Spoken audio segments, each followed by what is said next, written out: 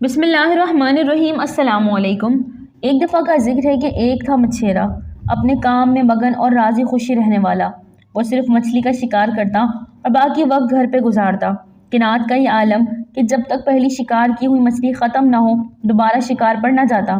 ایک دن مچھیرے کی بیوی اپنے شوہر کی شکار کردہ مچھلی کو چھیل کاٹ رہی تھی کہ اس نے حیرت ناک منظر دیکھا۔ حیرت نے اس کو دنگ کر کے رکھ دیا۔ ایک چمکتا دمکتا موتی مچھلی کے پیٹ میں۔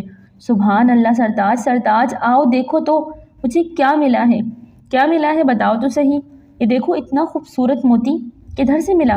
مچھلی کے پیٹ سے۔ لاؤ مجھے دو میری پیاری بیوی، لگتا ہے آج ہماری خوش قسمتی ہے جو اس کو بیچ کر مچھلی کے علاوہ کچھ اور کھانا کھانے ملے گا۔ مچھیرے نے بیوی سے موتی لیا اور محلے کی سونار کے پاس پہنچا۔ السلام علیکم۔ وعلیکم السلام۔ جی قصہ یہ ہے کہ مجھے مچھلی کے پیٹ سے موتی ملا ہے، دو مجھے، میں دیکھتا ہوں اس سے۔ اوہ یہ تو بہت عظیم و شان ہے، میرے پاس تو ایسی قیمتی چیز خریدنے کی استطاعت نہیں، چاہے اپنا گھر دکان اور سارا مال و اسباب ہی کیوں نہ بیچ ڈالو، اس موتی کی قیمت پھر بھی ادا نہیں کر سکتا۔ تم ایسا کرو، ساتھ والے شہر کی سب سے بڑے سونار کے پاس چلے جاؤ، ہو سکتا ہے کہ وہ اس کی قیمت ادا کر سکے۔ جاؤ، اللہ تیرا حامی و ناصر ہو۔ مچھیرا موتی لے کر ساتھ والے شہر کے سب سے امیر کبیر سونار کے پاس پہنچا اور اسے سارا قصہ کہہ سنایا۔ مجھے بھی تو دکھاؤ، میں دیکھتا ہوں، ایسی کیا خاص چیز مل گئی ہے تمہیں؟ اللہ اللہ، پروردگار کی قسم ہے بھائی، میرے پاس اس کو خریدنے کی حیثیت نہیں، لیکن میرے پاس ایک حل ہے، تم شہر کے والی کے پاس چلے جاؤ، لگتا ہے ایسا موتی خریدنے کی اس کے پاس ضرور حیثیت ہوگی۔ مدد کرنے کا شکریہ، میں چلتا ہوں۔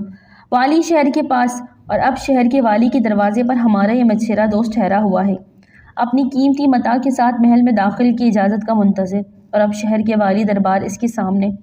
میرے آقا، یہ ہے میرا قصہ اور یہ رہا وہ موتی جو مجھے مچھلی کے پیٹ سے ملا۔ اللہ اللہ، کیا عظیم المثال چیز ملی ہے تمہیں، میں تو گویا ایسی چیز دیکھنے کی حسرت ہی کر سکتا ہوں، لیکن کیسے اس کی قیمت کا شمار کروں؟ ایک حل ہے میرے پاس، تم میرے خزانے میں چلے جاؤ، ادھر تمہیں 6 گھنٹے گزارنے کی اجازت ہوگی، جس قدر مال و متاع لے سکتے ہو لے لینا، شاید اس طرح موتی کی کچھ قیمت مجھ سے ادا ہو پائے گی۔ 6 گھنٹے؟ مجھ جیسے مفلوق الحال مچھیرے کے لیے 2 گھنٹے بھی کافی ہیں۔ نہیں، 6 گھنٹے جو چاہے اس دوران خزانے سے لے سکتے ہو، اجازت ہے تمہیں۔ ہمارا یہ مچھیرا دوست والی شہر کے خزانے میں داخل ہو کر دنگ ہی رہ گیا۔ بہت بڑا اور عظیم الشان ہال کمرہ، سلیقے سے 3 اقسام اور حصوں میں بٹا ہوا۔ ایک قسم ہیرے جواہرات اور سونے کے زیورات سے بری ہوئی، ایک قسم ریشمی پردوں سے مزین اور نرم و نازک راحت بخش مخمل بستروں سے آراستہ، اور آخری قسم کھانے پینے کی ہر اس شے سے آراستہ جس کو دیکھ کر منہ میں پانی آ جائے۔ مچھیرے نے اپنے آپ سے کہا، 6 گھنٹے مجھ جیسے غریب مچھیرے کے لیے بہت ہی زیادہ مہلت ہے، کیا کروں گا میں ان 6 گھنٹوں میں؟ خیر کیوں نہ ابتدا کچھ کھانے پینے سے کی جائے، آج تو پیٹ بھر کر کھاؤں گا، ایسے کھانے تو کبھی کبھی ملتے ہیں دیکھنے کو، اور اس طرح مجھے ایسی توانائی بھی ملے گی جو ہیرے جواہرات اور زیور سمیٹنے میں مدد ہو۔ اور جناب ہمارا یہ مچھیرا دوست خزانے کی تیسری قسم میں داخل ہوا، اور ادھر اس نے والی شہر کی عطا کردہ مہلت میں سے 2 گھنٹے گزار دیے، اور وہ بھی محض کھاتے کھاتے۔ اس قسم سے نکل کر ہیرے جواہرات کی طرف جاتے ہوئے اس کی نظر مخمل بستروں پر پڑی۔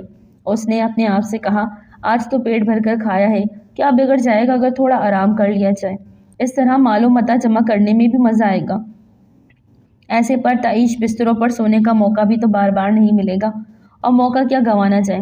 مچھیرے نے بستر پر سر رکھا اور بس پھر وہ گہری سے گہری نیند میں ڈوبتا چلا گیا۔ اٹھ اٹھ اے احمق مچھیرے، تجھے دی ہوئی مہلت ختم ہو چکی ہے۔ ہائے وہ کیسے؟ جی تو نے ٹھیک سنا، نکل ادھر سے باہر کو، مجھ پر مہربانی کرو، مجھے کافی وقت نہیں ملا، تھوڑی مہلت اور دو۔ تجھے اس خزانے میں آئے 6 گھنٹے گزر چکے ہیں، اور تو اپنی غفلت سے اب جاگنا چاہتا ہے اور ہیرے جواہرات اکٹھے کرنا چاہتا ہے کیا؟